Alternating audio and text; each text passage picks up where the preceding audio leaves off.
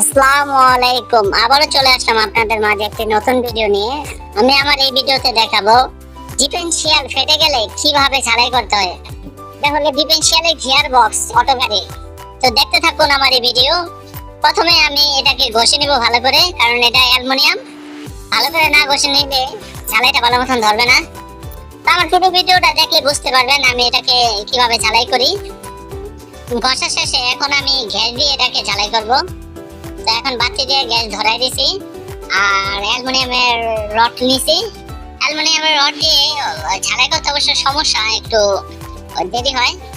তো দেখতে থাকুন কিভাবে আমি অ্যালুমিনিয়ামের রড দিয়ে এই অটো রিস্কার গিয়ার বক্সটা ঝালাই করি।